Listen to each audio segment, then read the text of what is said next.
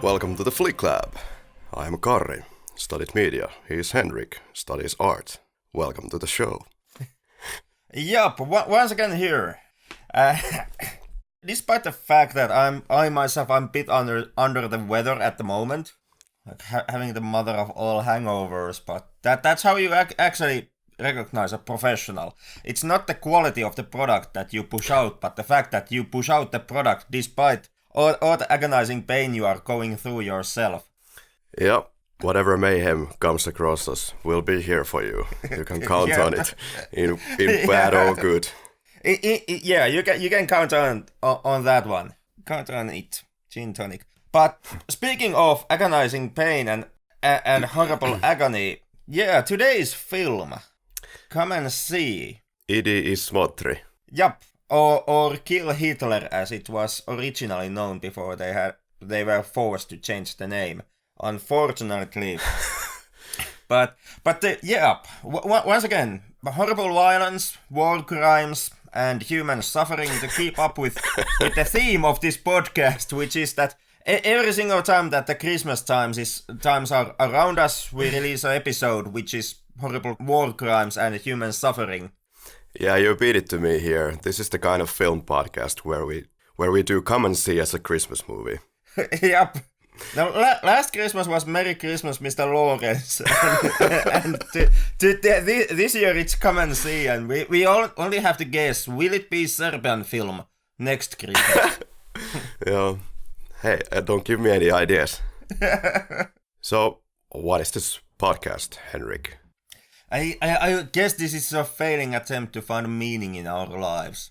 Or then that was the other thing that I'm currently doing, and this is the Deep Analyzing Film podcast, where we look a different film from a different country each week and go into harrowing depths to analyze it so that the episodes themselves last longer than the actual film. Yeah. And usually we get some really encouraging listener feedback about that. Yeah, this is for those people who are willing to keep the earpods in their ears for, I don't know, countless hours and actually enjoy the in-depth and the endlessness of our discussions. Enjoy the horrible massacre of English language, which occurs weekly basis. Also, shifting a little bit from British pronunciation to American pronunciation to Finnish accent, of course, and yep. We do our best. But hey, this podcast, its structure is as follows. We start off with some kind of a background discussion about films, and then we move on to the scene by scene, which makes the flesh and bones of our show, where we analyze everything we can possibly find to analyze about the film. And then we have this section of reflection, the quickies as we call them, where we explain by means of simple questions what was our favorite this or favorite that. So that's the structure. Quickies being kind of a loose term to use here, because usually the quickies also take like half an hour. Yeah, you also called them by some other name. It's something like slowies. Yeah, but so why did we watch this film? Indeed, I figured it's a good way to lift up the Christmas spirit at home. No better way to set up your spruce baubles than watching It is smotri. Well, this is a film about family and family ties. Right, well, there's that. Yep, and what is Christmas if not a celebration of family and free presents? Which are also, in a way, is in the film, in the very first acts where the kid ducks up a rifle from the sand dunes. You can see that as a present if you want. You can also see this as a hangover medicine for Henrik. I heard there were some certain moments across the sea. I really don't know what I may have said during last night, but I apologize everything. No. All good. It all started with just a casual friendly game of alias, and then things somehow escalated all the time for the worst direction, and this is the horrible results. So the life goes. But what's your history with the film, Henrik? Anything to talk about? Actually, I have never seen this one, or the other films of the director for that matter. This is the only film that I have seen from the director. Yep, and also as I came to understand when doing the research for the film, this is the director's last movie. That's right. It's understood that he lost his interest in filmmaking after this film. He said that he said in an interview that he has basically done everything that he wants to do with the format of film, and I can see how those feelings can be such after making this film. Yeah, then on that same note, I also saw the same. Most likely, I saw the same interview as you did, and I'm kind of hesitant on how much I actually will buy the director's words on the subject matter. Did he really end his career after Come and See because the experience was so hard on him, and he felt that now he has done everything he wants and everything he can do with the art form, or was it at least partly because of political reasons? Because as I came to understand, his previous film Agony had actually landed him in some political blacklists when it came to film directors, and landed him in a fair amount of trouble when it came to actually having the rights and having the government and the officials to actually letting you make your films. Because I heard that Come and See also came under a lot of scrutiny from the government officials, and like the actual making of the film had to be postponed for something like 7 years because the officials made it so hard to start shooting the film when he originally wanted to start it. Yeah. And that also would be some kind of a payback for the film Agony. That was a little bit unclear to me after I finished reading and watching. Was that 7 or 8 year break because the Soviets wanted to time this film to be released during the 40th anniversary of the so-called Soviet victory in the Second World War, or was it because they wanted to do some changes, or they didn't accept the project from the get-go? That is unclear to me. Yeah, I can't say that I'm any kind of authority on the matter, because I got the picture that there are conflicting stories on how it happened and why it happened. Yeah, wasn't it like though that because this wasn't really that kind of a ultra patriotic film that maybe the Soviet Duma was looking for. So it's more of a depiction of the horrors and the horrors of war. So maybe they wanted to do some changes and they weren't first forthcoming. It could be of course also that. Then again, once again, if we are to take the director's words on what happened before the shooting started, in that case, like mentioned, the original title for the film, or the shooting script title for the film, was Kill Hitler. And as evident from the actual title, Come and See, well, that they most certainly did change. If the director's version of the events holds true, you really can't verify this one. This is something that the director tells you something, and then you get the government official side, which is once again a contradicting account, and you're kind of left in the middle trying to piece together which source you believe in what instance. Unfortunately, you can't even ask the director any further follow-up questions, because Elem Klimov did die in 2003. Klimov, of course, himself was a little boy during the war, and he co-wrote the screenplay with Aleksey Adamovich. They were both in the Belarusian partisans as teenagers, fighting in some capacity. And this is considered to be one of the greatest war films of all time. Also something to drop about Klimov, he was married to film director Larisa Shepitko, who tragically died in a car accident while on location scouting for her film. And Klimov then took matters into his hands and completed her last film project. So he has been through quite a lot of things.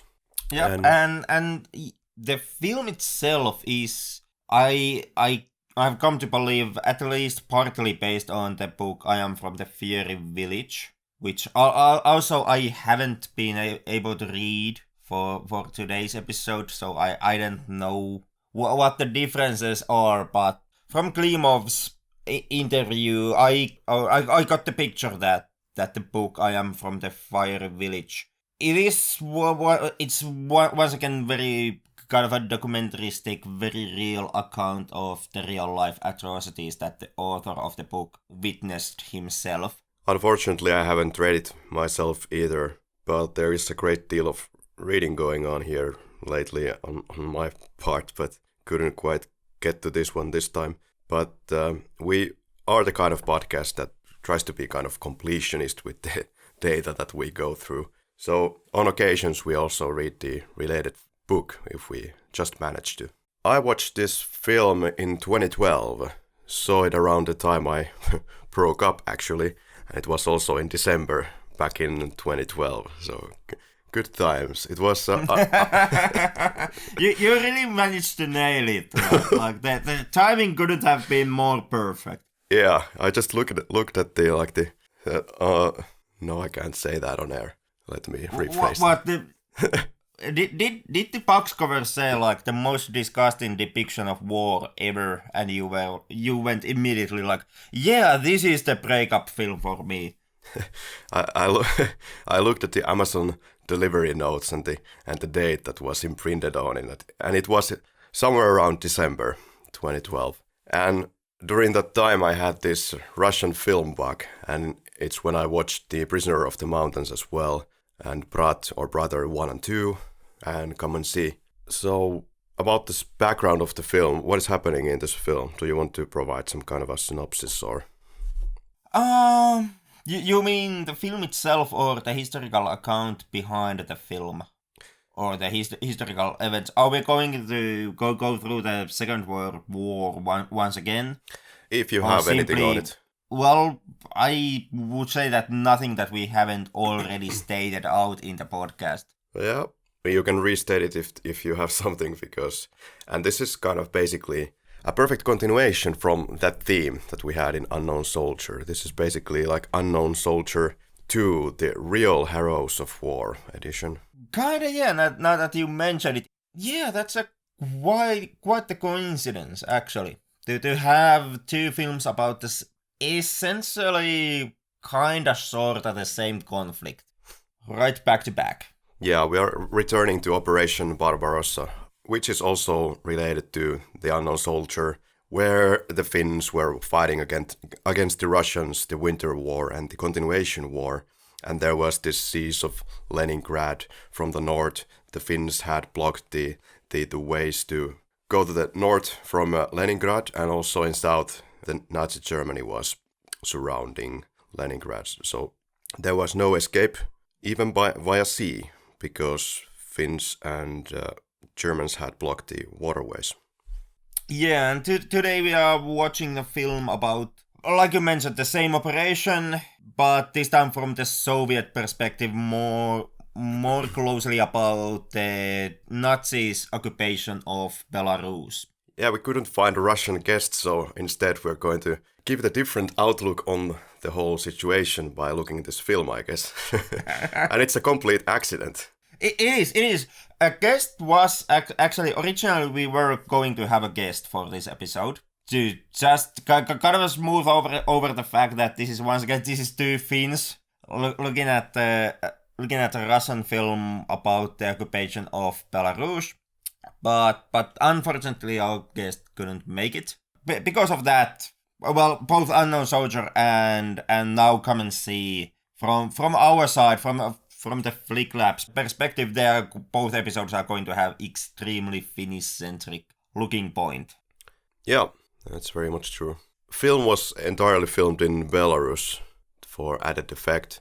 The original Belarusian title of the film is from the chapter 6 of the Apocalypse of John. And there are some verses that might draw your interest that you can find on the internet as well. So there are several verses that repeat the common sea in the Bible. And that's the source of the title after the Kill Hitler. Also, interestingly, this film was shot in chronological order over a period of 9 months, through which the main actor Aleksey Kravchenko, he went through, quote, the most debilitating fatigue and hunger, and kept an extremely conservative diet, and returned to school very thin and grey-haired. So, yeah. Yeah, this unfortunately was the young boy's first film appearance. No previous expertise or previous history working on cinema. Once again, you know, this goes into the director's version of how things went, but the director has stated that the shoot was pretty tough on the young lad, actually to the point where they had to develop some kind of a hypnosis method, which they then used on the kid to kind of make sure that his mentality does not break, or he doesn't lose his mind, because the feelings that he has to go through as an actor when playing the part are so extreme, and because the shoot itself was such of an extreme experience. So essentially what you are looking at here in today is 2.5 hours of a hypnotized kid. And it is very effective for the most part. It's very effective, and the performances are very convincing. Probably what contributes to that is indeed all of this, the reality that they were looking for by making many things real. For example, they were using live ammunition.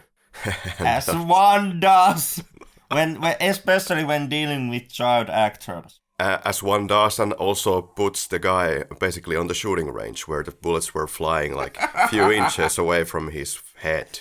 Yeah, apparently also using live explosives and also using a cow for which they did not have animal handler, and the cow was not in any way trained, which once again, if taking the director's words, almost ended up crushing the kid or someone else from the production crew. Jesus. What, do you know if they actually killed the cow? They probably did.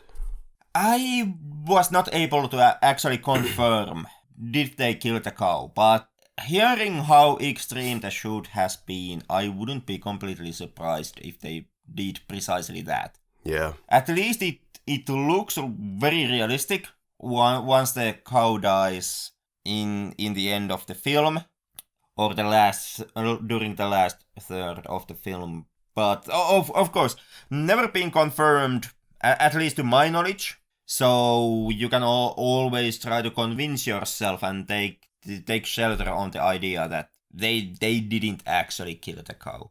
Henrik, would it be scene by scene? I actually don't see any reason why not. Because god damn it if I'm not in the mood for some horrible violence. Yeah, so basically this is a Belarusian-Russian production. So not fully a Russian film. And we start off with a scene where this is this old man who is looking for the kid, who is up to no good. This might be the father or just some guy who is kind of enraged about this kid playing games. I took it that this indeed is the boy's father, even though the character is never properly established. Yeah, there is this second boy apart from our main character who is using this very vulgar language and playing war games in the sandfields. And almost immediately we are introduced to this first-person camera, which I find kind of interesting, and actually it makes you feel very uncomfortable, as one does feel uncomfortable when a person is in the middle of the screen looking straight at you and is not positioned on like a more aesthetic position, like a little bit to the right or the left side of the screen. this is direct staring, which occurs many times in the duration of the film. And it actually took me quite a long time to finally understand what the director most likely was doing with all these extreme close-up shots and the character staring directly at the camera, because there is the constant fourth wall breaking element in those shots when the character looks straight at you. That's a typical fourth wall breaking moment, and I was really scratching my head, driving me nuts, trying to figure out why does the film constantly break the fourth wall? Like what the film is trying to say to the audience at this moment. I felt that it's trying to put the viewer in the position of the main character, kind of address the crowd to make it more personal. And maybe unlike you, I didn't feel that this fourth wall element, it didn't even come to my mind actually. Speaking of maybe for the merit of the film that it actually works in this way. Okay, because I was constantly paying attention and trying to figure out that why are you doing this? Mm-hmm. Mostly because usually this is used when either a joke, some kind of a meta level joke, is trying to be presented to the audience members, or when the character within the film is trying to convey some inner thoughts, inner monologue, or show his two-faced nature or something like that. When the character is trying to give the audience information that the character can't give within the film's universe. And this movie actually doesn't use the direct staring, the fourth wall break for that effect. This actually does very deliberately use the inner voice narration and the inner voice as an audio method to actually give the audiences what the character is thinking. So in that sense, the fourth wall breaks themselves even wouldn't be necessary to use to achieve this effect. Perhaps. For sure it makes me feel uncomfortable. For example, when this kid is now playing dog and is approaching the camera with those eyes. I kind of just found that actually hilarious, if we are completely honest here. If you ask me, I would say that when it comes to the staring at the camera, it's more to do with the sound image composition thing that the film starts to do more prominently in the later parts on the second half of the movie. Especially once we get to the more harder scenes and the scenes of atrocities within the film. And I would say that is the main point that most likely the camera work and the audio work are trying to achieve in combination. Because this is a movie that does some really clever tricks with its cinematography and with its audio design. Sure does. I felt it might just be a little bit ahead of its time. For example, when we get to the forest and there is this aerial bombing and you get this piercing sound indicating that somebody has lost temporarily their hearing. And who knows, maybe it has been used before this film, but there's a lot of these tricks. Yeah, I wouldn't count too much to the air bombing scene. In the end, that's quite typical, at least by now, in movies to use the effect to showcase the tinnitus and the kind of a deafening effect. But I would say that later on, for example, in the box scene, when they are meeting the villagers in the swamp, like I would say that is, at least for me, that was the moment where I finally started to piece together what the film was doing with its audio design and the way how it presents sound. We finished this first scene in the sand with the Focke-Wulf 189, this 3-seat plane from Germans, first used in 1940. And it appears several times during the film. Kept wondering if they actually used it flying in the air, but it wouldn't surprise me at all because they want to get to the high realisticity of the film. At this moment, I was kind of expecting that they would start shooting at the boys. This doesn't happen just quite yet. So Flyora has now gotten from the sand the SVT-40 Soviet semi-automatic rifle, which he wants to use in order to join the Soviet partisan groups to join the war. And so it indeed happens that there is this scene where we go to Flyora's home and the partisans come to collect him and actually use quite considerable and what seems to be completely unnecessary force to take him to the troops because he is completely willing to join them as the naive kind of a teenager schoolboy with that huge smile on his face. Yeah, in this moment when the partisan troops comes to his home, it's not exactly clear. Has Flyora himself actually been the one who has let the partisans know that he is willing and capable of joining the fight? That's the implication that I got from the film, because he comes there and has already just told his mother, and then they immediately enter. But of course it could be just made for make the storytelling smoother. It could be, but on top of that, Flyora also has already packed his suitcase, which he takes with him.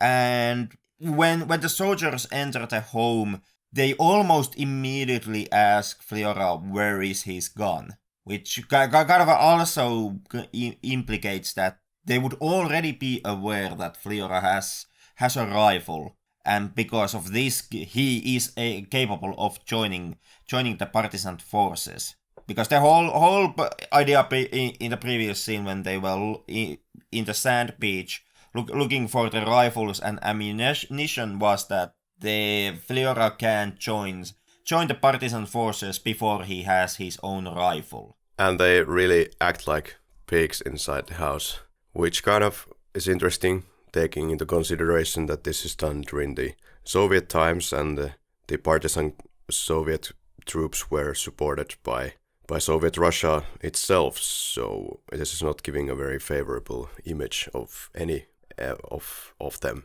Well, it's still more favorable than what we are shown from the Nazi side. Sure.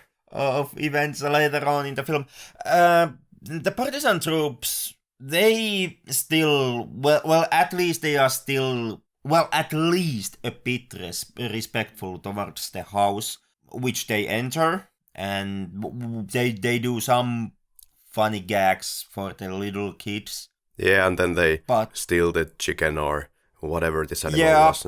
Yup. Like immediately after they leave the house, right after they step out of the front door, the attitude changes, like immediately. Before that, they have been just talking a bit warmly to Flyora. Giving him, they have been giving him orders, like, where's your rifle, where's your suitcase, and they tell him that we are now leaving, but that's still simply just giving verbal commands. Immediately after they actually step out of the house, they immediately push Flyora over, making him fall, and they steal the chicken, or whatever the farm animal is.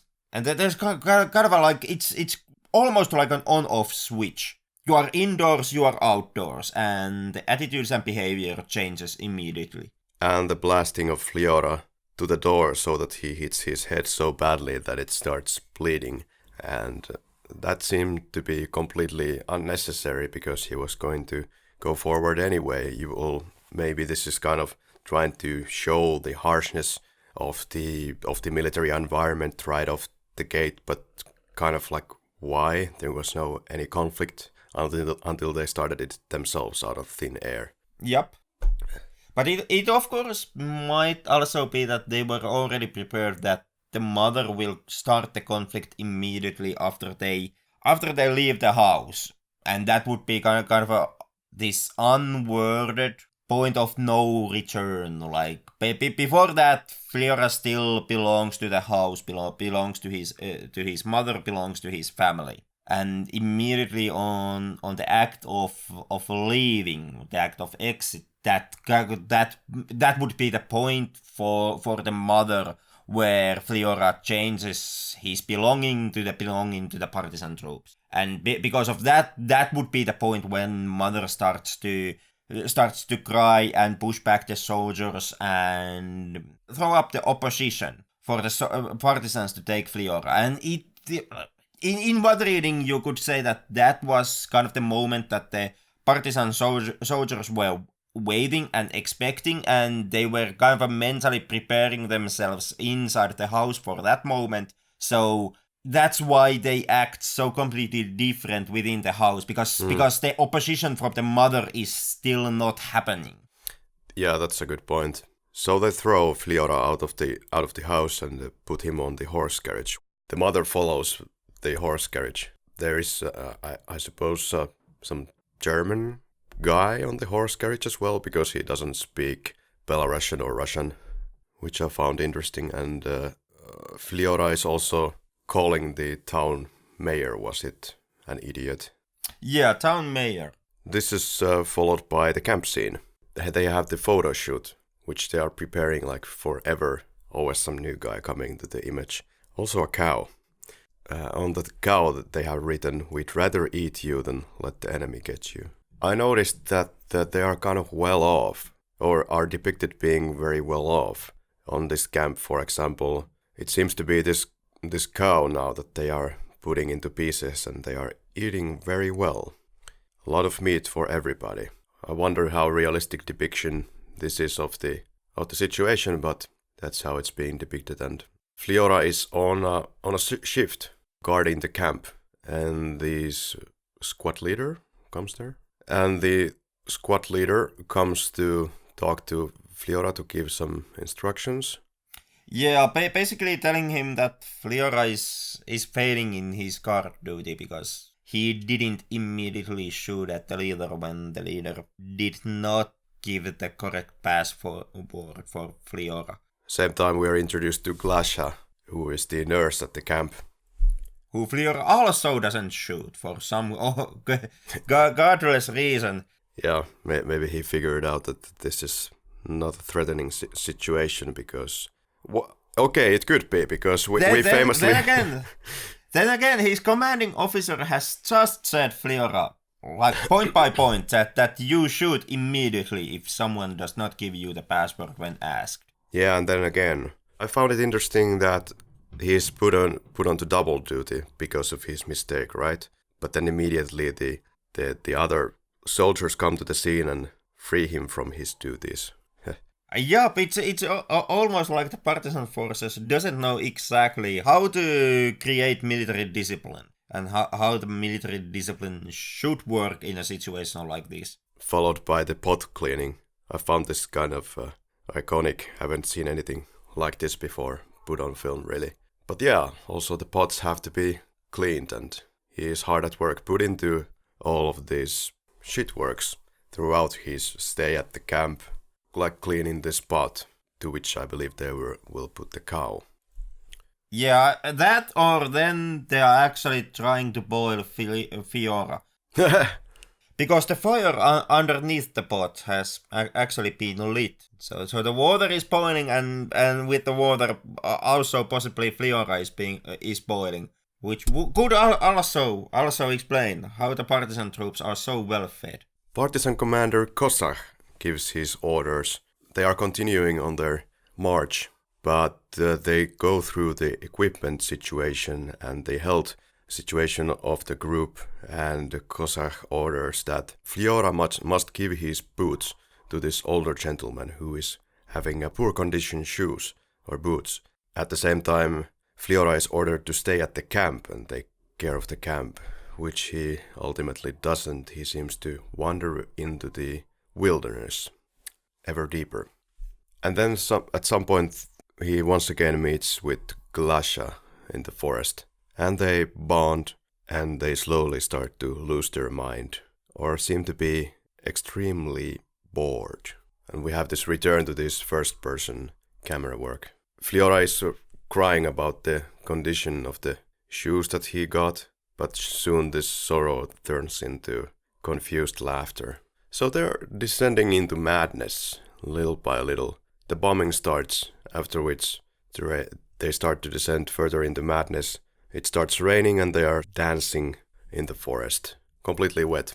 And the air bombing scene and the following Lost in the Wood scene that's actually that is the first part in the movie where the audio mixing or the audio design really starts to show up. And when you first start to pick up the clues on what actually is going on with the audios, because when you look at what's happening on the screen, like the situation that is presented to you, and then listen to the audio that you are being given, you pick up very quickly that the audio and the images doesn't completely match. Like, for example, when Klasha is dancing on the rain, there is this very happy, kind of a childlike circus music playing on the background, while there in fact is no any kind of a source of music or source of noise present in the woods themselves.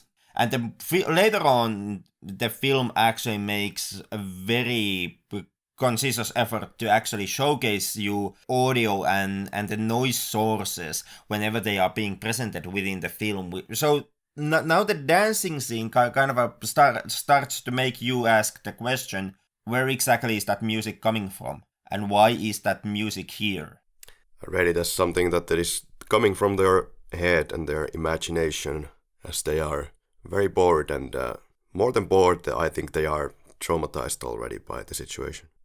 Yeah, and that was also my interpretation of the audio and the sound of the music of the film. So trying to divert your attention to something more pleasant in this environment. In this scene, yeah. And I would say that the audio design is more than anything. The audio design is depicting you Flyora's mental state throughout the film. And when they go to this stork's nest to sleep, it already seems that Glasha is very sick. I was expecting this to go that way, that she would get so sick that she would not be able to walk, and then he would have to carry her. But she's able to get better, it seems. Well, at least, not getting a fever. Which is a good thing, because Flyora most certainly couldn't have been able to carry Glasha anywhere. Right. There's a lot of shots at this stork. Did you find any additional meaning to it? It might carry something that I'm not picking up here. Not on the stork itself, no. It looks like Flyora next day has hurt his leg, so he's using these sticks to keep walking, which he puts behind almost immediately when they return to the village, where it seems it's eerily silent. And they return, Flyora goes back to his home and finds nothing there, just food left uneaten on the table, surrounded by flies, and even goes to lengths to try to eat something from the pot, which is apparently still warm, which I might doubt. They try it, and Glasha spits it out immediately. So there are these moments of pause in these characters where they are processing the information, and there is this denial going through their heads all the time, until the very moment when they come to the swamp camp, let's say, and Flyora is informed that the whole family of his was shot. But so Flyora gets the idea that he might know where they are, and there is this brutal imagery. Glasha sees the bodies behind the shack. One of the most memorable shots of this film, to be sure. But Glasha doesn't tell anything about what she saw to Flyora to not upset him further. Flyora deduces that they have gone to the island. I don't know what kind of a master plan is to go through the muck or the swamp. They could have just taken a different tour, I think. But Flyora is desperate. The things you do for filmmaking. Now once they get to the other side, Glasha tells about the bodies that she saw. And Flyora takes it well. Very well indeed. And they come across a Rube, who leads Flyora and Glasha to the camp of sorts. Looks like he's looking for people, survivors. This is a serious makeshift camp. It seems that there is no shelter really of any kind. They are just populating this swampy area. And this guy who is half burned to death gives the harrowing details to Flyora how people were burned and shot. Yeah, then again, at this point, it's half-burned Karkas who tells him that he shouldn't have gone digging for the rifle, which is also a sentiment that has quite the effect on young Flyora, as Flyora feels that the horrors that have happened are now partly his fault. Like they are some kind of a karmatic payback for the fact that he went and found the rifle. One thing that is sure, now Flyora is blaming himself for what happened to the whole family. His sisters and mother. And you kind of get the highlighted notion with that once again through the audio design of the film. Because when Flyora is approaching the camp, you start to hear this noise, this wailing and all this crying that's really loud. Like there is this really strong noise that hits your ears. But once Flyora meets the half-burnt man, he told them specifically not to dig for the rifle. On that moment, all that crying and wailing, once again, it quiets down. So that the dialogue from the burnt man and the condemnation of digging up the rifle, that is heard very clearly. During this moment, in a shock, Flyora starts backing away from the man, and immediately the crying and the wailing, once again, it kind of hits your ears. It becomes almost deafening noise that surrounds you. And then Flyora goes and in act of desperation stuck his head into the bog water, into the swamp water. And that, even though that act alone should actually cut off the sound, or at least mute it into a great detail since his ears are now covered with swamp water, you still actually hear it perfectly clear. It's still as deafening as it was just a moment ago. My take kind of was that this is, once again, this is the audio design showing you kind of the traumatizing effect and Flyora's mind kind of slowly breaking apart. Like how he starts to hear things that kind of come more from his subconscious and more from inside of him than the actual outside sound sources. And he indeed does stare into emptiness at the camp, and pretty much for the rest of the film whenever he can. Also, I found it really powerful when he's sitting down at the camp and they have built this kind of a doll out of the remains of some SS officer, and kind of instinctively, as a reflex, he starts kind of spitting from a distance at the doll officer. So now they are leaving the camp in an effort to find food, and they are very determined to irritate the Nazis, and they put up the doll in the middle of an intersection of this gravel road. Not just that, they also armed the doll with a bomb. So it's basically, it becomes a trap for the Nazis. And some leaflets are being dropped by the Nazis. Giving you also the image of the propaganda war that was also going on during the occupation. Yeah, smash a brick in their ugly mugs. That's it. The effort to deliver this message. Well, basically, more than that, it's calling upon inflicting violence against the Jewish population in Belarus. So but once again, it's encouraging the anti-Semitic sentiments within the Belarusian people while you are at the same time occupying their territory. And just a meaningless notion that this actor who picks up the leaflet, he looks very much like Ron Perlman. Well, at least Ron Perlman in Enemy at the Gates. Uh-huh. When it comes to lookalikes, there's more.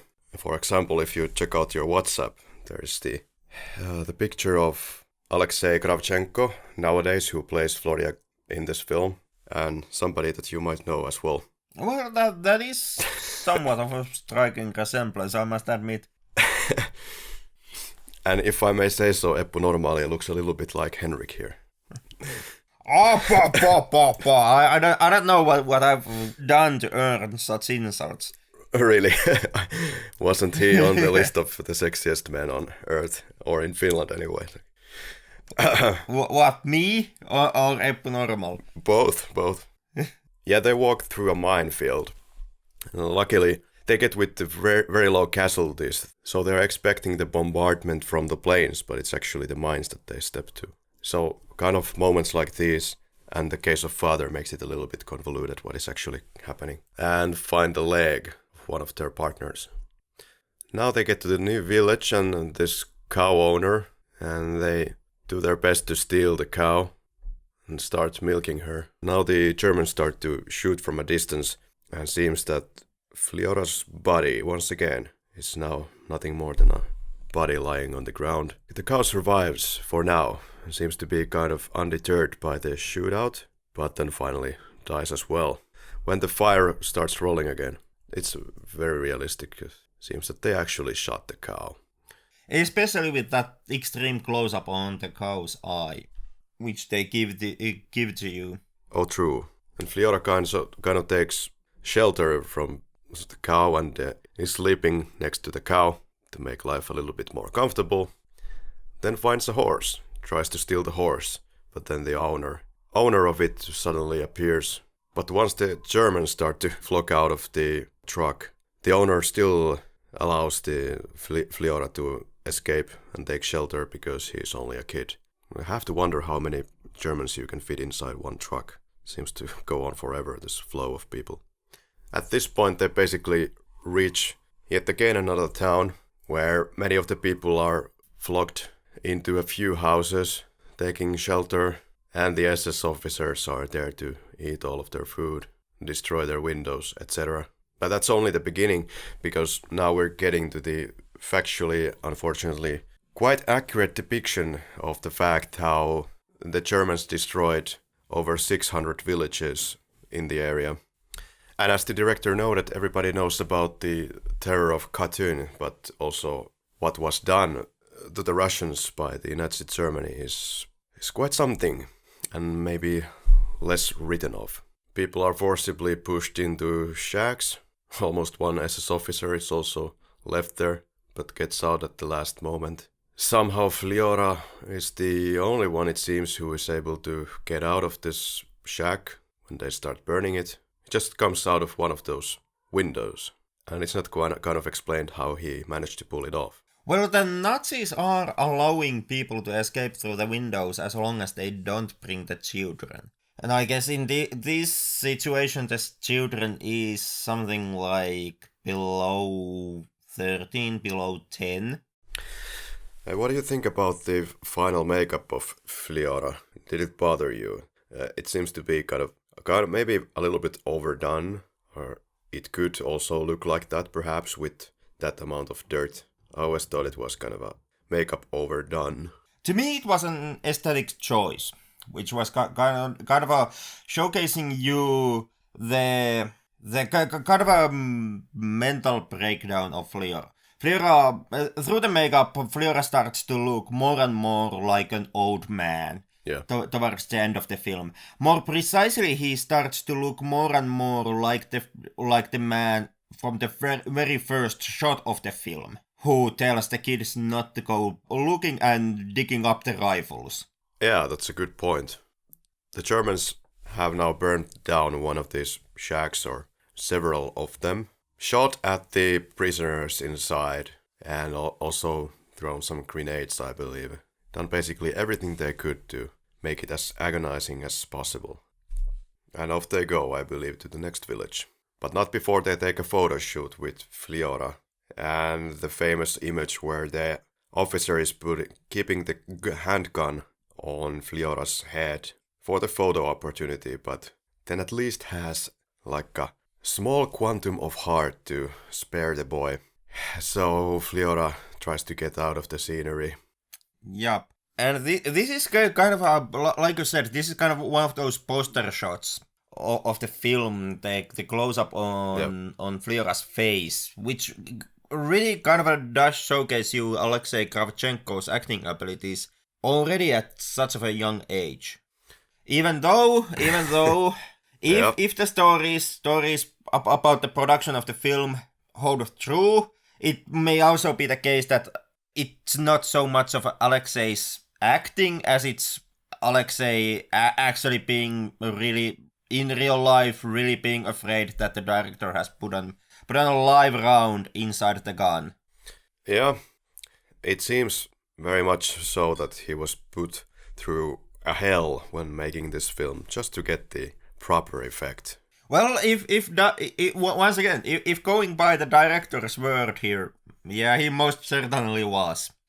The director tells in the interviews. The director did tell the story where Aleksey was put into a dark, what was it, barn or some other farm building, like a dark shack. He had to be there for a moment for the film, and well, for the longest time nothing came of it. But years later, Aleksey told the director that he almost went insane while being inside the shack. Oh no, yeah. See, this is why you hypnotize your child actors when you are making movies.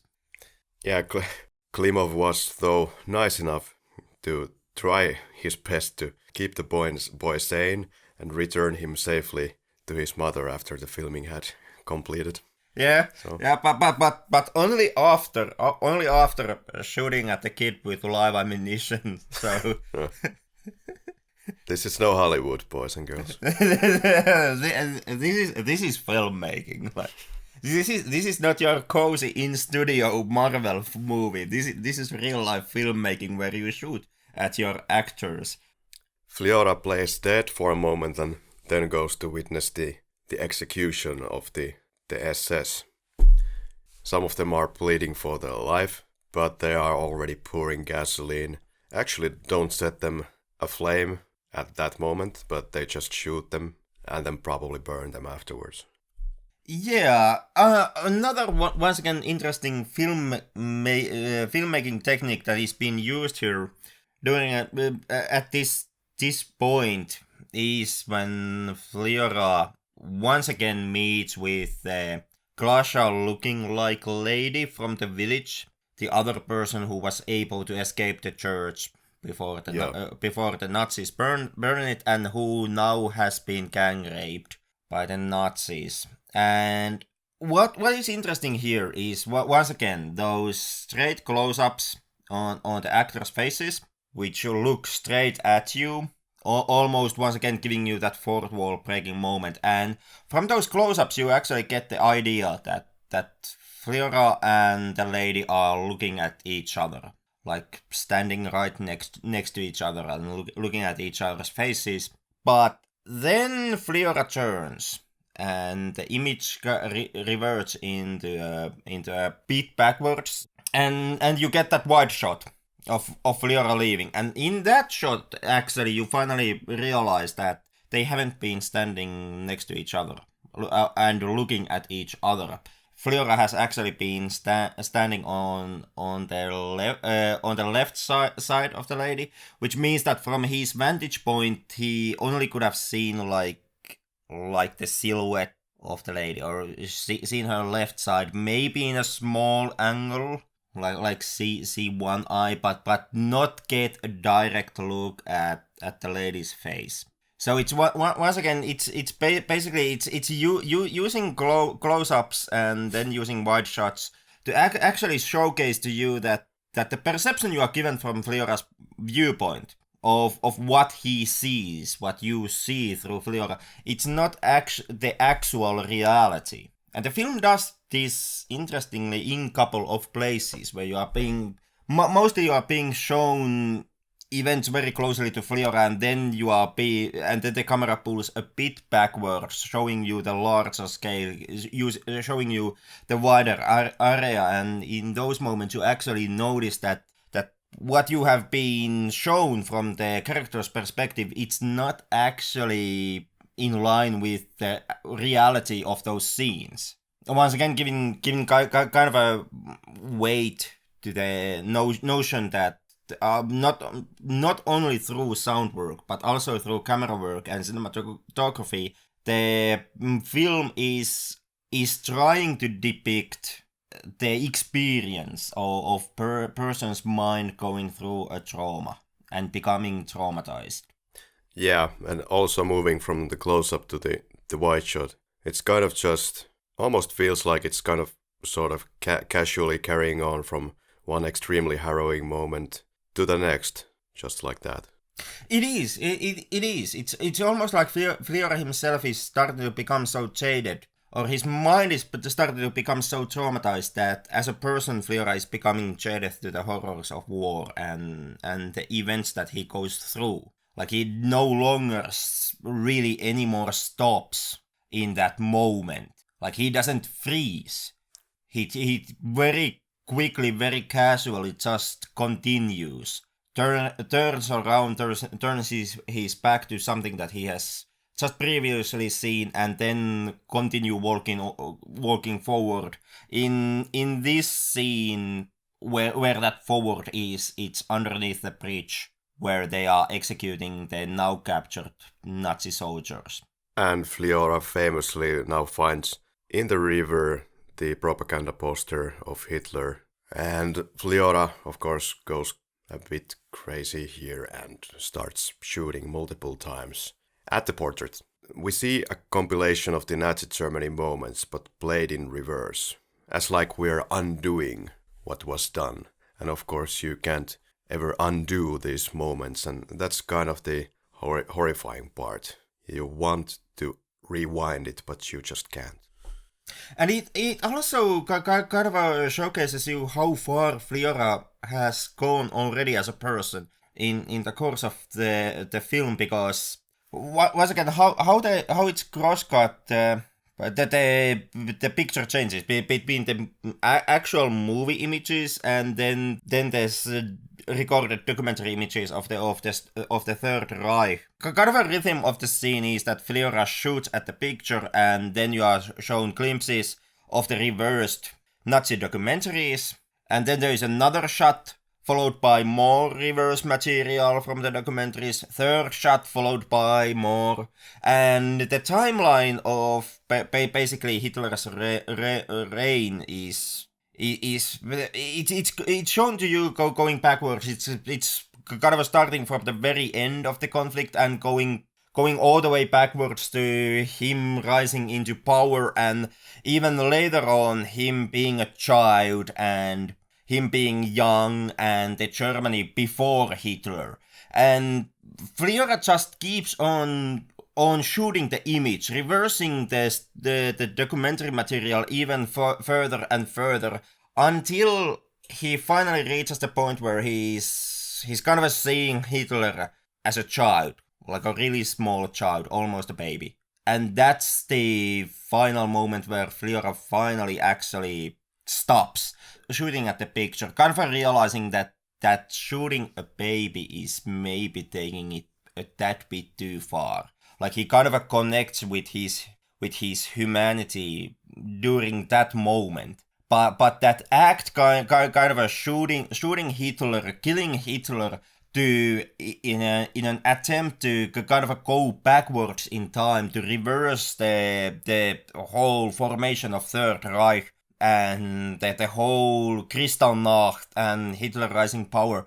It just, he keeps on rewinding that, and he keeps on trying to go backwards in time, really kind of almost to the very end moment, like almost to a moment where he almost ends up shooting a child, making kind of the case that if you would wanna rewind back the time, you would kind of have to kill Hitler before he becomes the beast he did.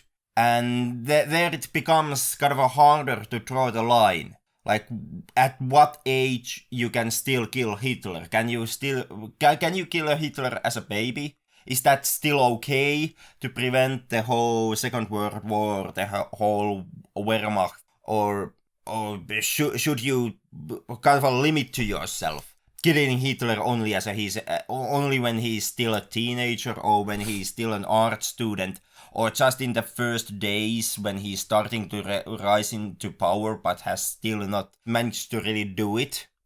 Yeah, it's very powerful, and for some reason they didn't use an actual correct historical picture of a child Hitler or a baby Hitler in the last picture. Maybe it wasn't available or some other technical reason for it. But yeah, that's not actually Hitler. No, it's some uncredited baby which they used in the end. I'm guessing it's because they were not able to find an actual picture of Hitler at that age. Yeah. I would guess that most likely is the reason why they used some other child here to kind of work as a standing for Hitler. Then again, I don't know if you even today really can find one. Because if you simply put on Google image search baby Hitler, you get the exact same kid from the film actually. Oh, really? Huh. This last running camera that kind of goes through the forest and back to the running troops, it's kind of curious case. It's just, I guess, giving different perspective of the running troops, and that's it. Which finally tilts up to the trees and the film ends. And that was Come and See. So it was. How's your hangover? Well, war crimes and atrocities always helps with hangover. So, if nothing else, today's generations have gotten really a good hangover remedy from those times. Jump into the quickies, it would be favorite scene. For my end, it's the final village attack. Yeah, it's the same for me. The torching of the village shacks near the end. Yeah, it's kind of it is the most roughest moment that this film has. The movie kind of takes its time to showcase you the escalation of violence and escalation of the horrors that you are going to witness there. Or in the beginning of the film or during the first half, you really don't see anything that strong. In the end, the air bombing scene which you get it's not really that horrible in the end. The following morning is a bit more horrible, but still pretty sustainable. But after they finally reach the swamp, the situation starts to escalate very quickly. You are being subjected to more and more horrific scenes in very rapid process after the swamp. And it all kind of comes down and or reaches its high point in horrificness in that final village attack. Yeah, it does. The first time viewing this, the village shacks really kind of did it for me to a point where even though nothing that is shown is really unexpected, it still hits you and raises your hair up when you reach these scenes. Favorite shot? Would be that burning church, I would say, as the main church of the village goes up in flames. For me, it's the last close-up of Flyora shooting the portrait of Hitler. Or it could as well be when they're holding the gun next to the face of Flyora. For the photograph, favorite quote? From my end, this one goes to the partisan leader describing the fascists. Their main weapon is fear. They want to make slaves of you. Just bugs. To crush you down. They're the ones who are going to be scared of us. No mercy to them. Very good. For me it would be, don't tickle me or my fart is going to flatten Europe. Favorite kill? I'm gonna take the easy one out of here. It's going to be the fascist Nazis who get murdered under the bridge. Yeah, my favorite kill, not sure how much sense it makes, but it would be Adolf Hitler's portrait. Killing a portrait, you are kind of stretching the favorite kill category here. The whole depiction of kill. This is the easiest way out of this film.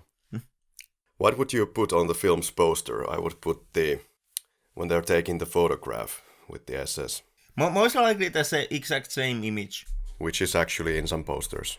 Which is in some posters, and all around it's pretty used in the promotional material of the film. Rightly so. Rightly so, for very understandable reasons. What took you out? I actually never was really out with the film. Yeah, nothing here as well. It could be stated that the characters make a lot of illogical decision making, traumatized or not. However, it depends how you read. the actors, especially specifically Glasha and Floria, I think they make pretty weird choices in the forest. But I think it's just that they are under the pressure, and that's it. Not acting logically during the war. They also are inexperienced, and at least in Fliora's case, kids in that moment. Not sure how old Glasha is in the film, but Flyora himself is something like max 15. He was 15. What pulled you in? This is gonna be sound horrible from my end, but it was actually the escalating violence throughout the film. That it does. Like the harder the film got to be watched, the more glued in with the film I was. I don't know what that says about me as a person, but you know, there's your answer. It's a horrible violence and war crimes. Well, anyone who has listened to this podcast for 70 plus episodes should get a picture of what to expect from Henrik. But yeah, the harrowing nature of the story and occasionally this quite unique cinematography, like those first-person shots mainly and some pull-aways, and it's very artistic. How would you fix this film, Scissors of Sacrilege? I am hesitant to actually impose any kind of a fixes for the movie. Yeah, same. Works as is. But hey, what do you know? You really know you're watching It is Smotri when? When that village scene starts to play out and gang-raped ladies start to walk towards you. Yeah, you really know you're watching Come and See when you just stare at the screen with your friend in silence and no one says a word. That's what happened. Yeah, Come and See, in the end, it's a film that very much... it's a film which effect very much lies in the atrocities that are being shown. Yeah, the kind of that captures into its world immediately. Yeah, and you very easily you can get the wrong image of this podcast by listening to the quickies, which are all about, yeah, the answer to this question is violence, and the answer to the next question is violence, and violence. But with Come and See's case, I would say that would the violence be taken out of the picture? Like, if the violence would not escalate in this movie, if you would remove all that you are being subjugated to as while watching the film, I would almost say that the film would no longer work. Like, the director has made the statement that there are people who are unable to watch the film. And when researching the film, I did come across many statements that recommended that you most definitely should watch this film, but with that same sentiment, the people giving the recommendation also made the notion that they can't watch the film for the second time, especially if they have children of their own, if they have become parents. In those cases, pretty much every recommender that I found for the film made the notion that he or she can no longer stomach to watch the movie, but you should still check it out. And I kind of really understand that sentiment with Come and See, and that sentiment very much it stems from the nature of the film, how uncompromising it is in its way of showing you the wartime atrocities of the occupation of Belarus.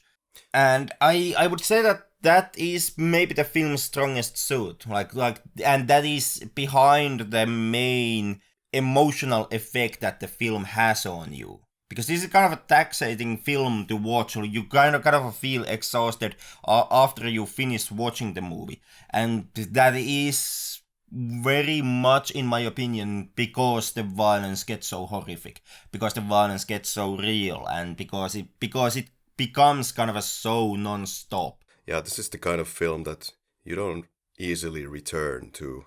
This is the kind of a film that reportedly, for marking purposes or not, was stated that some of its viewers in the theater just had to leave, were feeling nauseated and just couldn't stomach it to the end. Which is perfectly understandable. 3 adjectives to describe this film. Mine would be harrowing, brutal, and honest. This is unique. It's hopeless and honest, I found. It doesn't scream in any direction any kind of, the propaganda or the way that we talk about propaganda usually. No, I think it's a very balanced depiction. Well, it does use some of the elements that are typically used in propaganda messaging. Like there is the depiction of Nazis as inhumanly cruel that of course mostly stems from the historical account how the occupation went, but still that's basically the only side you get from the Nazis, even though it's very understandable that this is the viewpoint you are being given, but it's one-sidedly like inhumanely monstrous. Yeah. And you also kind of get the denying of God element from the Nazis as they are burning the church, the house of God, so to say. And both of those are elements that usually are used in propaganda messaging. Like in typical propaganda, almost in every form of propaganda, the main arguments usually are that the opposition, the enemy he's not human, he's inhumanly cruel, he's sadistic, and he's not like us. And also the fact that he denies the God that you have. Then again, any film has to pick some kind of a perspective to focus on. Understandably here it's the atrocities of the Nazis, but surely enough there is plenty of atrocities from the Russian side as well. It's just not the focus of this film. It's not, and I'm not faulting the film for this. I'm not saying that the film does something wrong. Yep. But I'm merely just making an observation that once again, like the way the enemy is depicted is the same way as enemy is depicted in basically in all propaganda since the dawn of propaganda itself, essentially. Yeah, I perfectly read you. But did you look at your watch during this film? No, I did not. I was tempted during the kind of the first hour of the film before it really picked up. Yeah. But in the end, this is not a film that actually has a dull moment in it. Yeah, if that makes any sense. On a second viewing, it might be slightly enjoyable because you get all the context and what's gonna happen. And if you just look at this for the first time in the first hour, you get all this wandering around in the forest, which may not open up to you as well in the context of everything, until you have seen it all. Then again, at the same time, the emotional effect of the second half of the film, from the swamp onwards, it has the strongest effect on the first viewing. If you can still somehow come to this movie cold and without any kind of expectations on what you are going to see. In that sense, even this podcast now is doing you a disservice. Because while, we are advocating that you check out the film, but at the same time we also are kind of giving you clues and we are telling you something what to expect from the movie. And this is, in my opinion, this is a film that would actually serve you better if you would not have any kind of expectations about what you are going to see, and if you could just get a cold experience with the movie. But Henrik, would you recommend this film? I would most definitely recommend come and see. It's not the only movie that has been made about the Second World War. Surprise, surprise. Like there's a fucking influx of those movies. But it is still, it's pretty unique perspective. It was, well, like The Unknown Soldier, this one also kind of depicts one of those smaller conflicts of the Second World War. This is not your Normandy or your Berlin. This is once again, this is shining a light on the stories and experiences that often are forgotten and disregarded when the Second World War is being talked about, but which still are not anyway less significant as were the bigger conflicts of the war. At the same time, this also through the sound usage and the camera work, this does kind of give you very unique perspective into the war, and more specifically into what it could look and sound like as your mind is slowly falling apart and as you are becoming traumatized by war. This is a movie that, in my opinion, in many ways, it tries to showcase its audiences what going through a war could sound like to the person who gets traumatized. Yeah, I would absolutely also give a flying recommendation for this film. This is what I really enjoy about watching a lot of international cinema, to give a kind of a more balanced view, if you will, of different kind of conflicts and situations and world views. So we travel around the world and we might watch some, American film, Schindler's List, that's coming from another perspective, or Full Metal Jacket, or this film. So I really get a kind of if that's appropriate I get a kick out of, getting all these different perspectives that we get on this podcast. And in that sense, maybe that might be the biggest blessing of international cinema altogether. We are for the audiences that like listening people talk about films that have gang rape and burning churches in Christmas time. So, hey, Merry Christmas to all our listeners. Merry Christmas to everyone. Merry Christmas. And Henrik.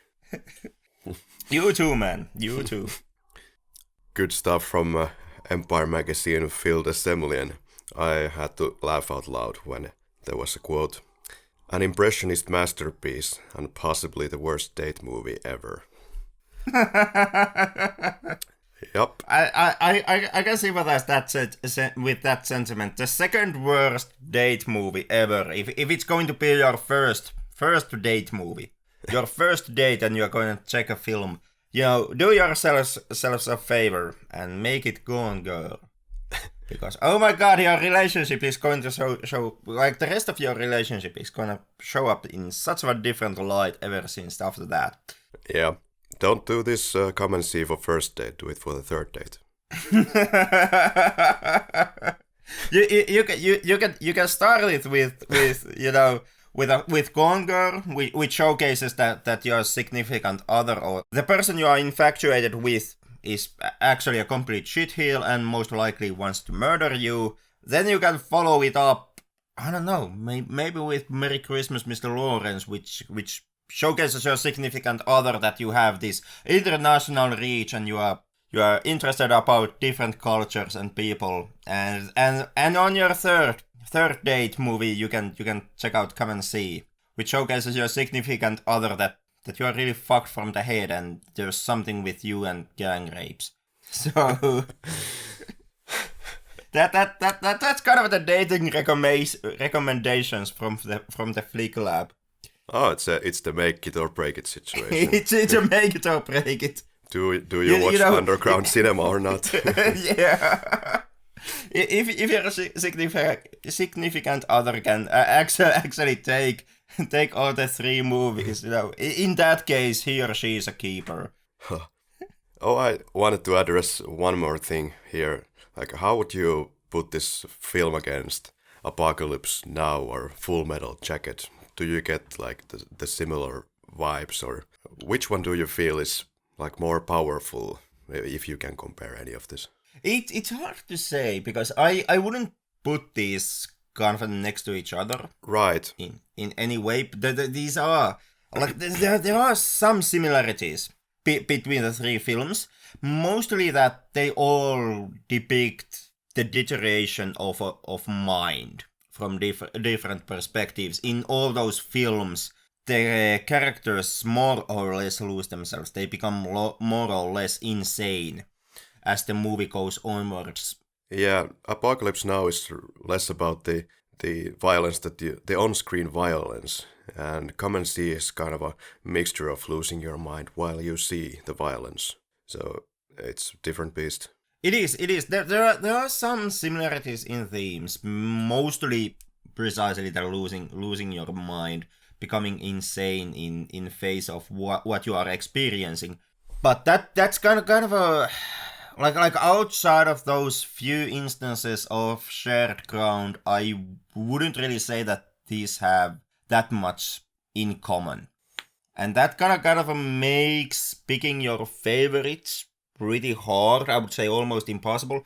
If I would have to, and this is in no way an utmost or any kind of a final saying on the matter, but I guess I would like put the Apocalypse Now first, Come and See second, and Full Metal Jacket the third.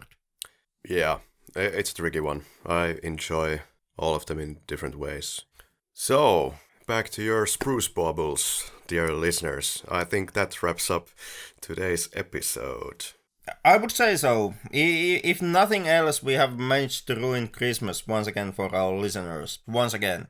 Let's get back to some more stuff next week, as we are going to cover GoldenEye with Tom Frankland joining us once again in the studio. So, Pierce Brosnan's first James Bond film. As you might know or not, we're going through the best and worst James Bond films throughout the year and the next, until we reach the new one, No Time to Die, in 2020 April. So we start the Brosnan era with GoldenEye and then go into Die Another Day, I'm afraid. Oh God. I'm afraid. And I actually did watch already the first half of the film, and I just had to stop it midway. I will finish it off later. But hey, once again, have a exhilarating Christmas, everyone, and I will join your earphones next week with Henrik once again. Yeah, we will be in your dreams until then.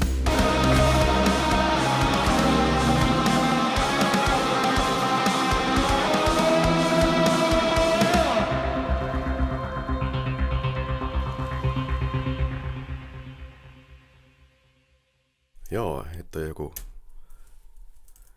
jotain jouluklassikoita. Arm the doll with a bomb. Arm the doll with a bomb.